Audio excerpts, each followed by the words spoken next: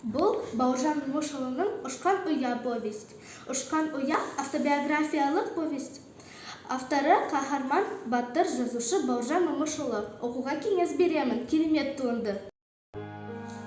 Бауыржан Момышұлы қазақтың әйгілі әскери қолбасшысы, Ұлы Отан соғысында даңқы шыққан батыр жазушы, Кеңес одағының батыры, халық қаһарманы.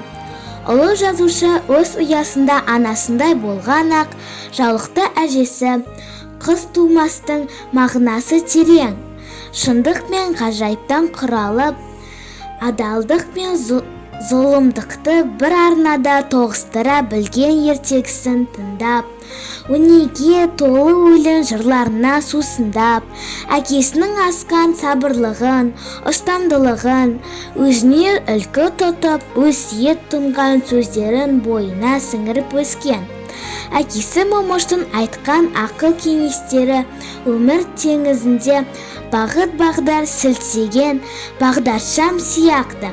Бұл кітап балалық шақтың тал бесігі, сырға толы сырлы дүниенің құпиясы, тағдыр тәлкегі, талант тұнған кемеңгер тұлғалар, мейірім толы қарапайым адамдар туралы.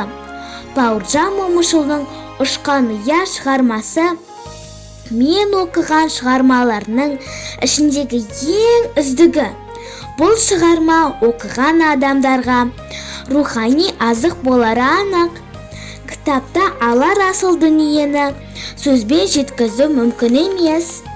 Қолға ұстап оқу керек. Кеңес беремін.